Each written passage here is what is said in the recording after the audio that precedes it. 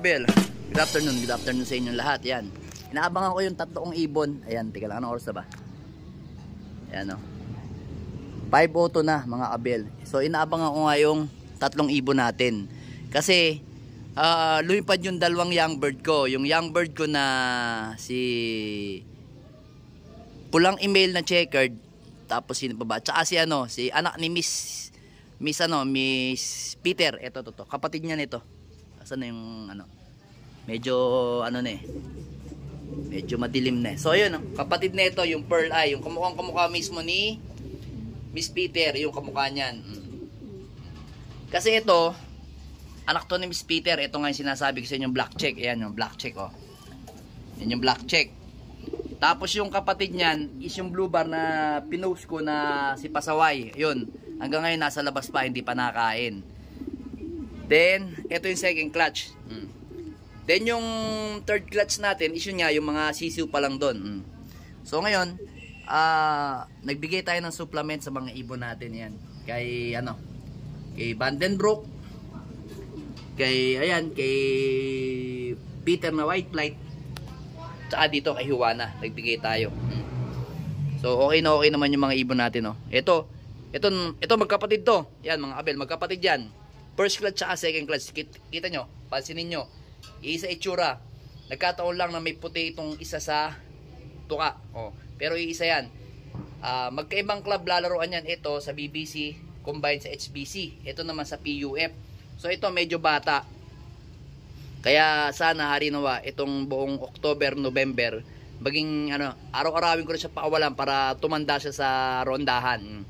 So ngayon kakauwi lang din niya, pinakawalan ko kaninang tanghali, kakauwi lang din kasi yun nga, alam niyo naman pagka na mga bata nag-aaral pang tumambay-tambay o lumipad-lipad sa iba-ibang lugar, kaya hinahayaan ko lang yung ibon na yan, oh. Ganda yan. Jimmy D, NPL yan mga Abel, oh. Direktang anak yan ni Peter Vicentingo. Yun nga lang, yung Peter Vicentingo is nasa kaibigan na natin sa Pasig. Siya na yung nagbibreed, nakapagpalabas na siyang dalawa. So kung in case naman madali naman kuhanin nyo sa kaibigan natin mga Abel. O ito naman, oh. Ito yung first clutch natin. Yan yung tabing yan, tuka. Pansinin yung tuka niyan, hindi pantay. Yan, pansinin nyo yung tuka niyan, hindi pantay, oh. Dito sa kabila, oh. Yan, oh. Hindi pantay. Kasi tinamaan din to ng bulutong, eh. Pero naging okay naman siya. Then ito yan. Then ito rin. Rumoronda na rin sa atin tong. Ito sino ba to? Si Koopman. Anak ni Koopman. Ito, isang to. Pang summer to. Kaso taka-tape pa. Kasi yung isang niyang kapatid, asan na yung isang niyang kapatid? Oh, wala pa isang kapatid. Nandun nga, rumoronda pa pala. Bale ang nawala. Oh, tama. 4 pang ibon ang nasa labas mga Abel. Nandyan lang sila sa Dito mga Abel, oh. Ayan. Nandiyan sa kabilang bubong. Diba yung bubong na yan, makikita nyo. Yung may kalawang na yan. Nakikita nyo, may kalawang na yan. Sa likod nyan, doon sila mga nakadapo. Kaso hindi naman natin pwedeng bugayin. Magagalit yung kapitbahay natin. Hayaan lang natin sila dyan. Kasi uwi naman yan pag nagutom. Hayaan lang natin. Hindi naman sila basta-basta mahuhuli kasi tuktok yun. Parang ganitong bubong, oh. Ganyan din ang bubong niya. Yan. Nasa tuktok lang sila doon. So hindi ko nga mabugaw. Kasi nga baka magalit, eh. Baka sabihin mga kalapate, alam niyo naman, bago lang tayo dito. So ayan yung mga ibon natin. Yan yung mga naka-viewing natin. So kapatid nung isang yun, yung brown na yun, yung checkered na nasa labas, yan. Yan yung anak ni Pula. Then ito yung ating mga ibon. Ilan ba magkapatid dito? Wala yung isa dito, eh. Asan yung isa? Oh, bali 5 yan, eh. Pang summer yung dyan, eh. Pang summer yung 4 dyan. Yung isang itim na yun. Ayun, oh. Ito. Ayan. Ayan, pang natin yan, pang south. Kaya nga sana umabot, eh. Kung hindi naman abot, walang problema. Pwede naman natin ilaban sa mga open race sa summer. Hayaan lang natin tumanda sa loop natin. So baba nga tayo kasi nga yung mga ibon natin dito is inayos natin, mga Abel. Kasi itong si Arandok, nagwawala siya nung inilagay ko dito sa baba. So ngayon nandito sa taas, ngayon hindi na siya nagwawala. Kasi nga ito yung pinaka-teritoryo niya o yung pugad niya, yung pinaka-cage niya. Then ito namang brown na to, si Pula, is dito yan sa kabila. Ngayon winalay ko lang sa kanya itong si si NPL natin at saka si Peter B. Yan. Kasi nga gagamitin natin sila sa December. Breeding ng North Race. Ayan o, kita nyo.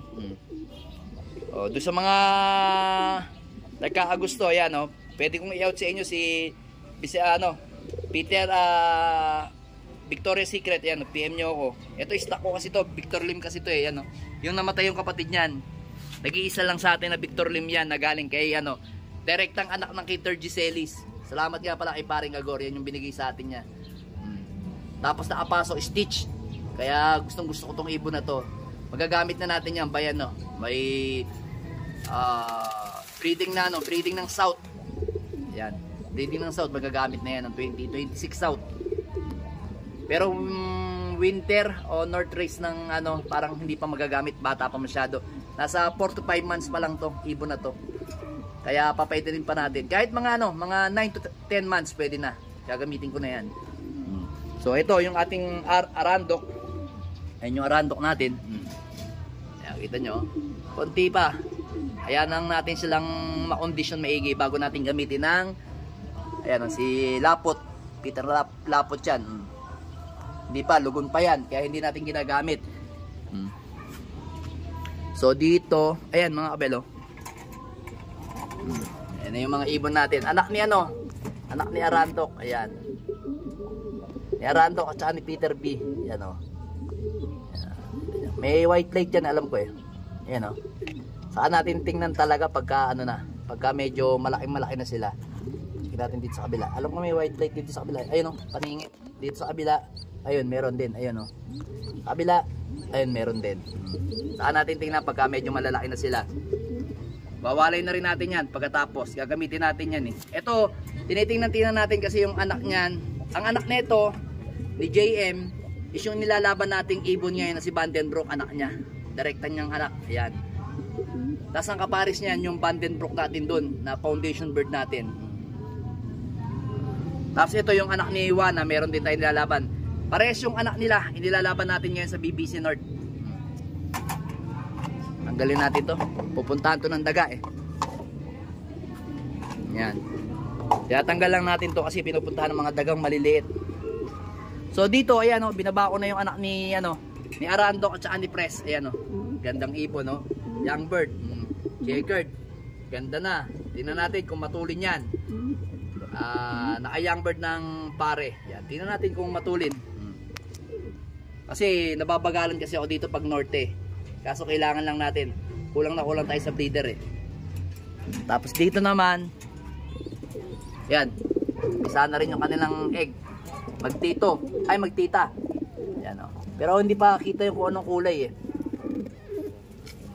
Yan. Ito ang hinihintay kong mapisa mga kabyel. Gusto ko na mapisa. Yan. Kasi wala akong anak na hindi nag-overall ang mga anak. Ito yung nanay nung natin, nung nag-overall natin nung MPFL bago tayo lumipat.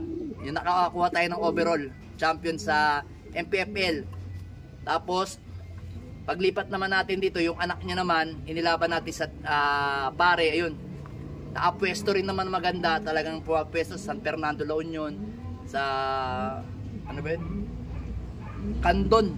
Nakapwesto talaga. Then yung isa doon nabili. Tapos inilaban natin sa BBC. Nag-first nag-rank 1 pa ngayon sa sa cluster ng Derby, 'yun. Kaya nasa akin yung trophy nung isa. Tapos yung niyan, si Miss Peter yan, anak niya.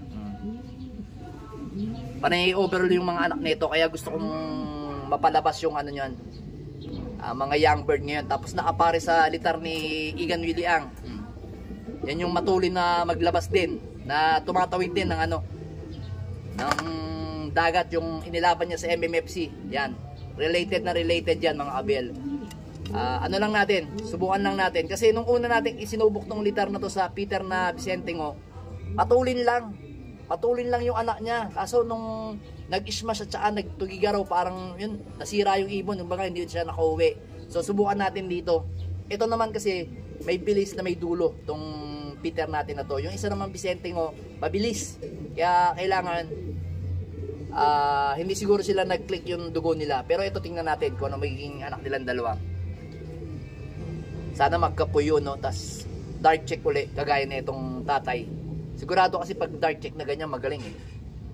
Yan, gusto ko. Healthy si Miss, si Peter Macela, no? Gandang ibon ito. Solid talaga. Alright.